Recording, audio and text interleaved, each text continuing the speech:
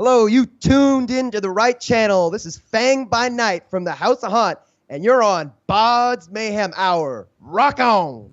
Welcome to BODS Mayhem Hour, your source for all hard rock, heavy metal, new metal, alternative, punk, horror punk, hardcore, rock, and all local bands, with your host, John the Bod, a.k.a. the Bodfather. Hey everybody, welcome to BODS Mayhem Hour. I'm your host, John the Bod, a.k.a. the Bodfather. As always, I am bringing you guys awesome interviews. Today is an honor and privilege to have Fang of the House of Haunt. He's on the show. We're going to be talking to him about the House of Haunt. 2 full-length albums out now. Monsters on the Loose was the first album released in 2014, and the second full-length album, Habeas Corpses, was released Halloween of 2017. So we're going to be talking to him about their 2 full-length albums, what's going on, and what's new. So, Fang, how's it going, my man? I'm doing great. I'm really excited to be on the show, and thanks for having me here. Not a problem. And glad to have you on here finally. I know we had some kinks to work out, but glad to get all this done and get you on here, my man. What's impressed you the most about making the new album, Habeas Corpses? What's caught your eye about, if anything? What's impressed you the most about this album? 2 things strike myself as interesting about the newest album. The first being that for the first time, really, I was able to write a song that was a little more doo-wop-y, which is Rum from the Black Lagoon. It's a slower song, and it tells a wonderful story about a man who, make it up for yourself. For some people, it would be about an alcoholic. For some people, it would be about a monster. And there's some people who will say it's in between. But it was really neat to do that song. I sing it, usually I'm singing these like punk tunes, and I'm using a really powerful voice, and then on that track I get to use something that's a little more subtle and explores my range a little bit more. So I was really excited to do that. The second thing that strikes me about this album is this one was really like everybody in the band had a part of it. Now, I know everybody in the band has a part of every album, but we have some stage performers and some associates of the band that have supported us for many years. And finally, everybody who's like really kind of the core House of Haunt people got a part in it. Our artwork for the album was done by our stage performer known as Mega Wolf. He did a fantastic job on it. And he drew out not just the cover art, but each character who appears on stage got their own cartoon character. And so we're all represented, and that's really cool. And then on the introduction and the outro to the album, I was able to get some of our fans together, and we usually do a little skit on all of our albums to introduce and to finish it off. And so I got fans to be part of the it was like a courtroom setting, so everybody had a character, and it was really cool. So for me, Habeas Corpses was like the family album, or at least our family album. And I love that we all had a part in it. This is the cool thing about horror music, folks. Just like Fang said, you can go doo-wop style, you can go rock style, you can go rockabilly style with it. There's endless possibilities with horror music. And I'm glad that there's still more horror bands out there doing this. So kudos to you guys, man. Yeah, it's really interesting because we get to be on so many different bills, like, a country act's coming to town. You know what? We can tailor our sound to be more country. A metal act's coming in. Yeah, we've played with a bunch of metal bands. We played with rockabilly. We played with punk. We can play any genre within because we're horror, and it translates to so many different places. So that's what makes psychobilly music so interesting for me. Yeah. How long did it take to record this new album from you guys, man? That's kind of 2 questions. One, the songs get written over, say, a year and a half. We're always writing songs. So like they'll stay in the bank for a good long while. But the actual, like, from hitting the studio to it being recorded we do it in usually a weekend or 2 weekends. So like 4, 5, 6 days. And then to mix and master it and all that stuff takes another like couple of months or so. But we're in the studio for, I think that one took 6 days. Yeah. So this album was recorded by Neil Devereaux of Mojo Studios, who produced the debut album Monsters on the Loose. How's working with a familiar face on this project, man? Oh, working with the same people is everything, because you learn each time you go up. Now, we have done the two LPs with him, but we've actually done a number of our EPs with Neil Devereaux at Mojo Studios as well. And we were one of the first, I don't know, maybe 10 or so people he recorded. So when his business was starting up, we were one of the first people to do it. And as he's grown as a business, we've grown as an artist. And every time we go in, he knows, this is what we did last time, and we're going to push it a little further here. And this is where I can help you guys out. I have this sample now, or I have, a better recording microphone, or what have you. Like, working with the same person means it's almost like if there are 4 members in our band, he's the 5th. He knows what we're all about. He's been us there every step of the way. How hard does Neil push you guys in the recording studio? Does he push that extra button sometimes, and you kind of walk away like, yeah, we needed that for this? Absolutely. Our drummer Skull, although he can play very well, and he can play very well live and under pressure, for some reason though, when he's recording, it's like he freaks out, and Neil just like has a field day with him. We'll do things like, okay, do it again, but this time I'm not going to record it. Of course, he's recording it, right? And we're trying. He does all these kinds of tricks just so that Sean gets to relax a little bit. Or like, conversely, if we've been at it for an hour or an hour and a half or whatever, and we really need it, he'll like start yelling at Sean to get it, or to Skull to get it done, because that's the matter is it needs to be done. We don't have unlimited funds. We can't keep coming back and recording and recording. So yeah, he has no problem with that. And then the other thing that Neil does a lot is he makes sure that when I leave the studio, I have no voice left. He will push me all the way to get every last, inch of my vocal cords ruined. And it comes out on the album. When you listen to our album, you'll hear we're playing as hard as we can. We're singing as hard as we can. It gives the feeling of urgency and power on the album. And we get that from being stressed out, I guess, by Neil. Are there any songs off the current album, Habeas Corpses, that stand out more to you on it than any possibly? I mean, I know this is like picking a favorite child or favorite horror movie at best, but are there any that stand out for you possibly? Yeah, one of the best ones on that album is called Congo Cannibals. And, everybody kind of got a little shot of that. We did some really interesting stuff with the double bass on it. So Spike got some, special time on that song. There is a big, kind of Congo drum, jungle beat drums at the beginning and the end.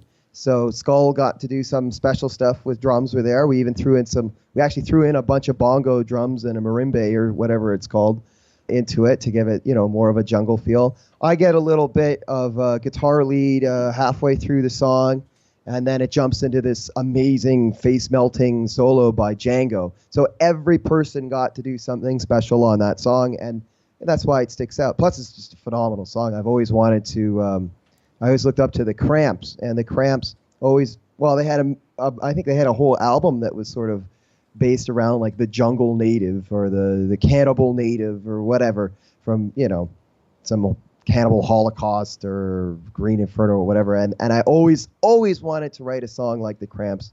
So that's my nod to the Cramps, is my Congo Cannibal song. Ooh, Cannibal Holocaust. That's a great, phenomenal movie. Yeah, it is. And it's at, this is one of the last movies where actual animals died. Because up until then, nobody really cared. They killed animals when they had to in a film, and nobody cared. But when that one came out, I guess it got enough people watching it to be like, oh, we shouldn't do that anymore. All right, we won't do it anymore. Yeah, Cannibal Holocaust is a great movie, but God, the gore in it, man, is just unbelievable. Unbelievable, yeah. but great movie, in my opinion. That's just me. Yeah. Now, you guys released a single for Batcave Records. Was it the compilation competition? It was for song? A contest, and it's supposed to be on an upcoming compilation, but there has been no set date for when that's coming out. So we're gonna probably just end up releasing it ourselves on an EP soon. Fang, how much growth musically have you seen this band go through up to the release of the Monsters on the Loose album versus Habeas Corpses, or has it just been a personal growth for all of you guys in this? No, we've had to grow as a band. We actually, between the two albums, we lost a member of our band called the Red Duke. He was our keyboard player. And he had to leave for his own personal reasons, and we all wish him the best. But we had to search for a new guitarist and or a new keyboard, somebody else. We could have gone on as a three-piece, I suppose, but we felt that would mean our sound would shrink, and we don't want our sound to shrink. We want our sound to grow. So we went out and we looked around, and actually it was a fan, somebody who kept showing up to a lot of our shows. And what put him over the top was on his, I think it was his Instagram account, he kept posting like covers of the song, like parts he added onto it, like, oh, what if they did their solo like this instead, or what if they had this complementary piece to the lead or something else. We're like, that guy's, he's writing and adding to the sound, and he's not even a part of the band yet. We got to make him a part of the band. So yeah, we have a new member. We've had to play a little bit differently because our new guitarist Django comes from a metal background, and none of us, although we're fans of metal music and we listen to it a lot, none of us have really played metal. So I've definitely had to up my game. Now we're not a metal band, and our sound hasn't changed that much, but there's definitely more technicality to it, and a bit of a metal influence. In fact, there's a couple of times where Django will come to us with new material or a new solo or something like that, and we'll have to be like, that's too metal. Like, you have to tone that down. It doesn't fit with the rest of the sound.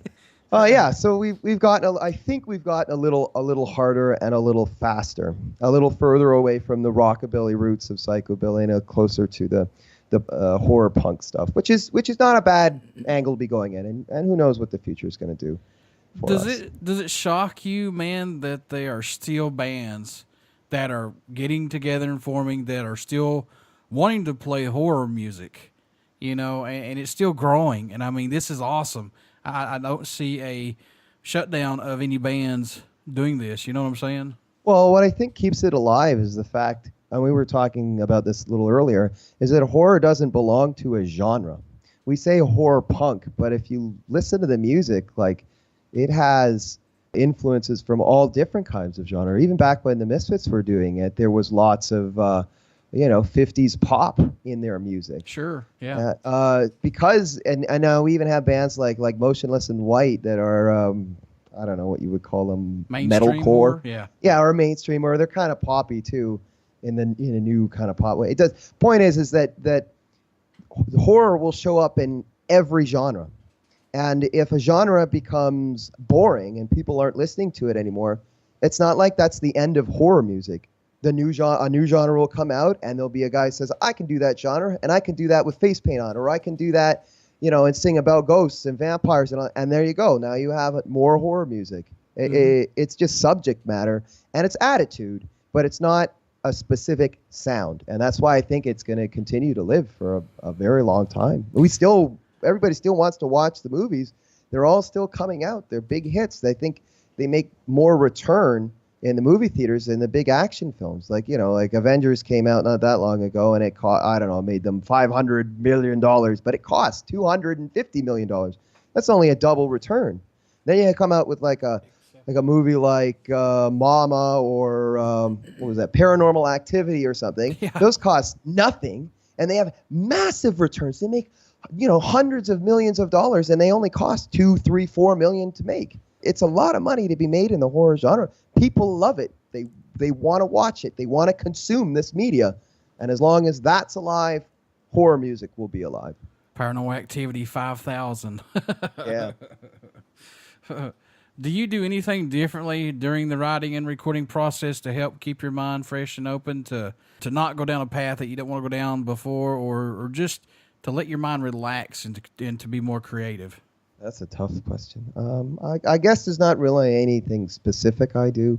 I mean, I always work clean. I don't get into I don't really party either. But when I do, it's always after the show, after recording. I might celebrate a little bit after the recording's done. But I think keeping a clean mind helps. I can't imagine trying to do any of that stuff loaded. I don't know how some of these guys do it.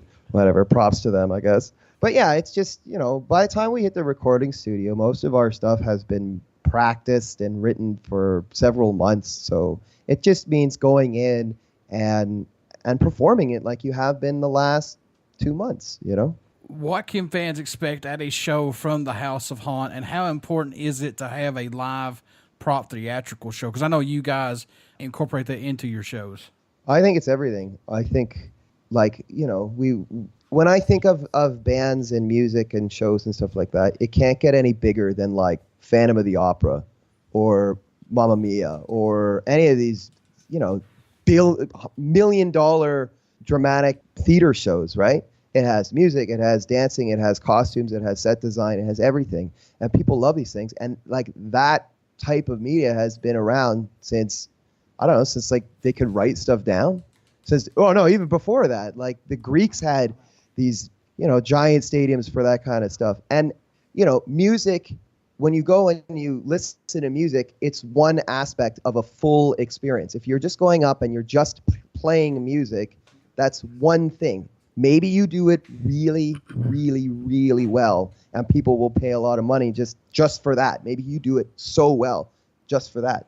But I mean, even a guy who does it so well, it's only one of like 5 things he could do, or he or she. If they, I mean, you know, that's why so many bands have a backdrop. Why do they have a backdrop? Because there's got to be something to look at. You know, even, you know, any band, they'll just have drop back their name on, you know, on a big banner with a design on the background. That adds to the show. It's now a visual. You have the sound and a visual, you know, and if you've got performers or actors on the stage, that's more engaging, especially, and this is where our show is a little different from some people's. Our performers will not just stay on the stage and act. We have skits and things design that we need someone from the crowd. We go off and kill people all the time. You know, we have a rig to disembowel them. We have a rig to crucify them. We have a rig to slit their throat. We have a pillory that we put them in, and then we get other people in the crowd to throw things at the person, you know, like they used to do with people who stole in medieval times or whatever. Like, the more you can add, the more layers of entertainment you add to the stage, the better. And what I really want to do is one band that inspires me to do all this stuff is Gwar, and for lots of reasons, but specifically this time I'm talking about their performance is one long story. From when they start on the stage to when they end, it actually tells, just on that stage, a story. You know, they piss off Christ, and then Christ sends this warrior, and then that warrior, and that's the warrior, and then they end up fighting God, and blah, blah, blah. By the end of it, you know, you've reached a conclusion. So it's one story throughout the performance. And I find it kind of difficult to write, or some people write those themed albums where it's one story from beginning to end, like King Diamond. I find that really, really difficult to write. So I haven't done that yet, but I'd love to. I'd love to tell on one album and one performance a story beginning to end, and having actors and you know, parts, stopping the music and literally doing like a play in between the music. Be really cool. Yeah, I don't know if you keep up with this guy, but that, you know, Jeff Tate, he just did his 4th concept album in a line of the albums that he was doing. He just finished his last one up for it. Wow, yeah, that's talent, man. That's talent. Yeah, he was talking on the show about how difficult it was, you know, to keep the concept albums going, because he was going to do 4. He was going to do 3, but then 3, I think 3 led into no, wait, he's got 3. I'm sorry, he's got 3 of them out. And he said, you know, 2 led into the 3rd one, and he said he would probably not do any more concept albums because it was just that difficult to keep going on with. It's a lot to dedicate, you know. Inspiration for me, writing a song usually comes from, I watch a film or someone says something. It'll be one line. It'll be like, we have one song called "The Devil Moves Out Today," and it was because Spike was moving, and her character on stage is the devil's daughter. So we were like, the devil moves. Somebody just said, "The devil moves out today." I said, that's a song, and I went home and I wrote the whole song. But that's one song, not a whole album, right? Yeah. So for me, my inspiration isn't like, I can't grab something that's large enough to be like, no, that could last a whole album. So hard. We're living in the digital era of recording albums and social media. Do you like this to get albums out quicker, and plus social media to reach out to more people who may not have heard of the House of Haunt? It's a double-edged sword. I mean, I think that what's really neat about it is that it allows talented people to reach out without a lot of money. Like they don't need to have the support of anybody else.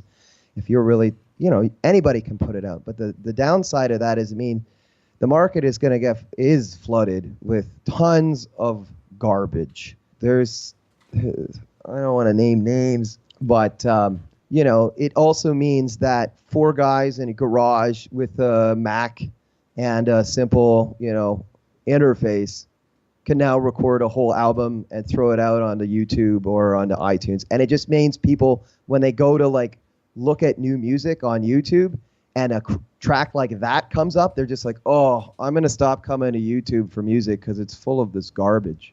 But, it has its good sides.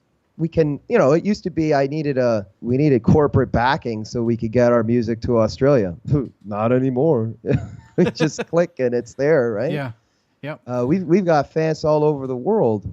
Not tons of fans, but we do. We have, it'll be surprising. I'll get a post from somebody in Brazil, and then the next day I get a comment from somebody in Venezuela, and then I get one from, Mongolia or somewhere.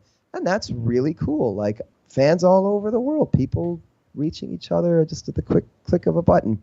Yeah. 5 seconds into your submission or your upload on YouTube for your video, and 2 minutes later you got somebody from Hong Kong messaging you. That's cool, man. I think that part of it is really, really cool.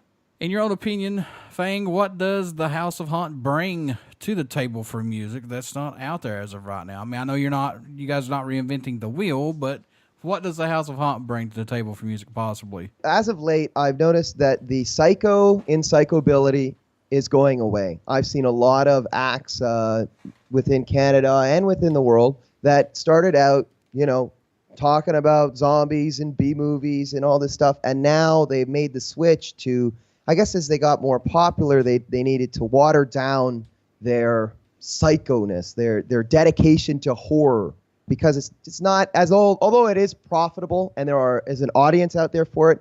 There's more of an audience for people who if it's just a song about drinking, or just a song about your friends, or just a song about going out. Those are concepts that everybody understands. So I found a lot of the psychobilly bands are lacking in horror.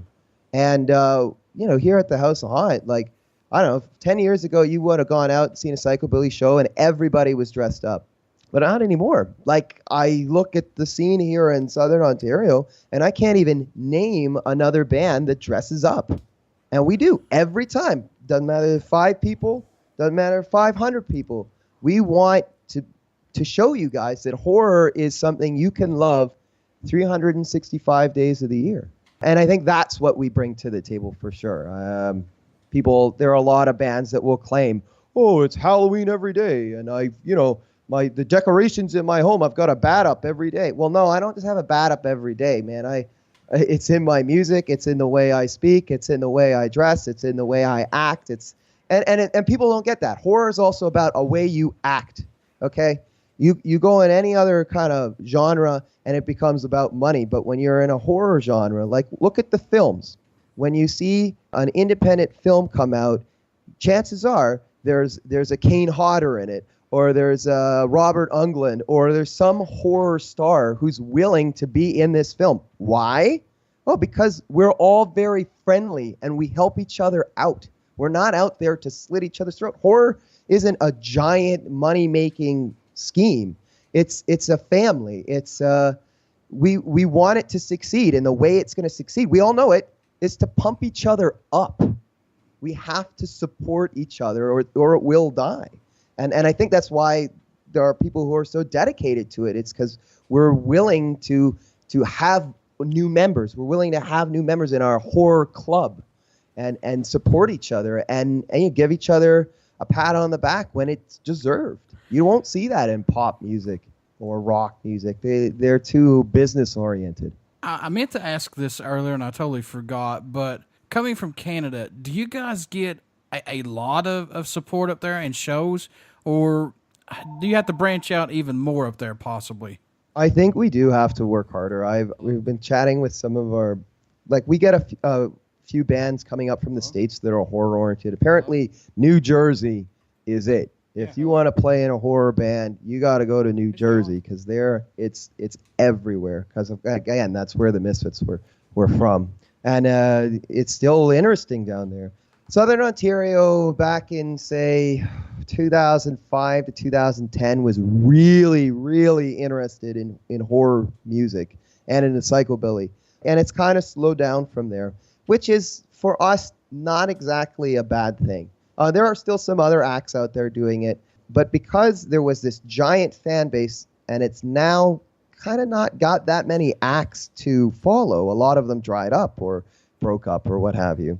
We're kind of like the last bastion. If you want to be into horror music, you got to know the name, the House of Haunt, because we're the only ones putting on the shows. There are other psychobilly bands for sure, and they do a great job, and they have, they have a lot of spirit and they have a lot of talent. But go to the show. Like, are they dressed up? No. I guess that's not important to them, or they're going for something else. And I wish them success. I really do. I'm not trying to put them down. But the fact is, you come to Southern Ontario and you're looking for an act that's horror 24/7, and we're it. That's it. It's more or less just us. So, it is the amount of fans for that kind of music is smaller than what you would expect in the States. Our cities are smaller and we have less of them. So that's part of it. But the ones that want it have to come find us, whether they want to or not, because if they want horror music, we're it. They're gonna come across us, and we do it all the time. We rock. We put in so much effort, and we make sure everything is perfect, so they won't be disappointed when they find us. What made you want to become a musician? What was that spark for you, Fang, that said, yeah, that's what I want to do right there? When I was 11 years old, everybody in my class, not everybody, but a lot of the boys were buying guitars. And my family is not musically inclined at all. I think in all the generations that I've known, I am the only musician. So when I saw all the boys buying guitars, I wanted in on that. I was like, oh, that sounds like a pretty cool thing to do. And there are other people doing it. There'll be other people to play with. So we had a cottage. My family had a cottage, and in it was, when we bought it, was this really crappy ukulele. And my parents told me that if I played that ukulele for a year, they'd buy me a guitar. And I played that ukulele for about a month, and they got so sick of hearing the ukulele that they bought me a guitar. Yeah. So at first, the music was just about, it was interesting, and it was fun, and there were other people doing it. So I stuck at it, and I learned, and I learned, and I learned. And then eventually I got to the point in my life where I said, I've learned all this stuff, and I can play this well, but there's no one around to hear it. So I wanted to join a band, or I wanted to put a band together so that I could share, like, this is the work I've done. I put in 10 years or 15 years into this. It can't be worth nothing. I've worked really hard at it. So I want to show the world how hard I've worked. And hopefully someone out there will say, you've worked hard. You've done well. You've played well. It wasn't for nothing. You haven't learned all this just for it to go to waste. And I found like-minded people, and we were all big into horror movies and music, and it was, in our houses and on our cars and on our fridge and all that stuff. So I found the right people to do it with, and now when I actually started the house, or when we started the House of Haunt, it was kind of on that tail end of psychobilly in Southern Ontario. And at the time I thought every psychobilly band dressed up, because I was big fans of Zombie Ghost Train and of what's that one out of the UK? Doesn't matter. I was a fan of a few bands that dressed up, so I thought they all dressed up. So we had to dress up, and now I see that that's not the case. And but I really enjoyed it. That's part of it too. Was I love dressing up. I love putting on a show. I love, even if nobody's there to see it, I'll dress up in a costume at my house. Just because I want to dress up in a costume. That's a true horror fan right there, folks. Yeah. So yeah, that's sort of what got me, started in music and into the band, and why I do horror themed music. What's it mean to you, if you guys even get this, when you receive an email from a fan, or prior to the shows or after the shows, they tell you that the House of Haunt's music gave them inspiration to overcome obstacles, or it's just let them relax to the everyday bullshit that we go through? What's that mean to you guys, if that's ever happened? It's happened, and that's it. That's the show. That's why we do it. Some people do music for their, I guess I do it myself for my own emotional sanity as well.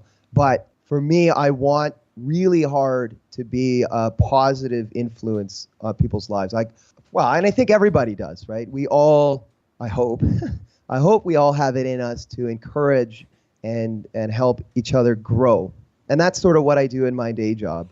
I work for a school board, so like I'm helping these children reach their full potential. And I love that my music can be that way too. I mean, here I am, I'm singing about goblins and witches and ghouls, so it's not really like, that's not the message. It's the fun, but it's not the message.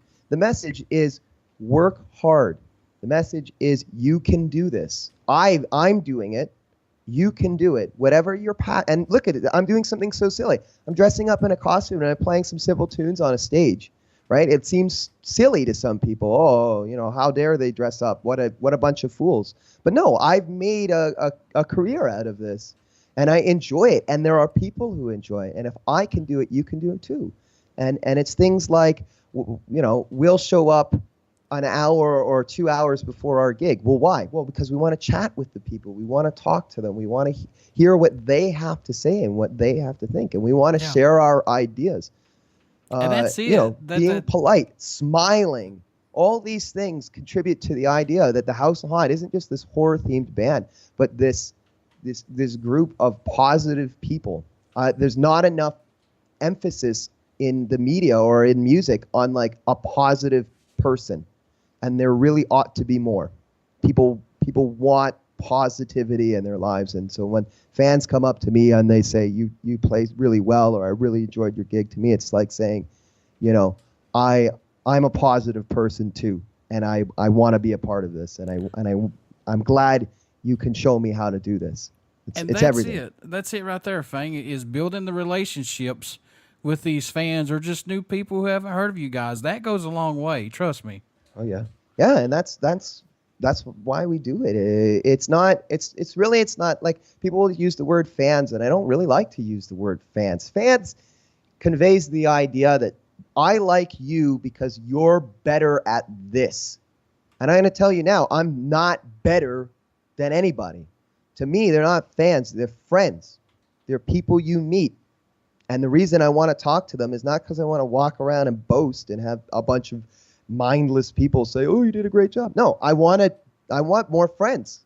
I want more people I like in my life, more positive people. Mm-hmm. And I want to be that person to that guy who's struggling a little bit, to that girl who has a problem, who needs an ear. I want to be that for them. How can folks stay in touch with you guys? Buy these 2 albums that's out right now, tour dates, things like that. How can they do that, Fang? We have an Instagram and a Facebook. We have a Reverb Nation too, but I would say the easiest way to keep track of us is through Facebook and Instagram. You can, of course, message us. We all have personal accounts, and you can find us just by searching Fang by Night or Skull or Spike or Django Bloodheart. You'll find us. And you can also email us at thehouseofhaunt@gmail.com. Real easy, just our name @gmail.com, and we respond to everything. Yeah, we love chatting with you guys. So if you want to ask us something or you just want to say hi, please do. I'm waiting. Before I let you go, good sir, would you care to do a promo for the show? Oh, yes, absolutely I would. Hello, you tuned into the right channel. This is Fang by Night from the House of Haunt, and you're on BODS Mayhem Hour. Rock on! Everybody stick around. We got some great music coming up, and you only hear these interviews right here on BODS Mayhem Hour and BODS Mayhem Radio Network. Thank you so much, Fang. You're very welcome, and I've had a lot of fun doing it. Thanks for having me.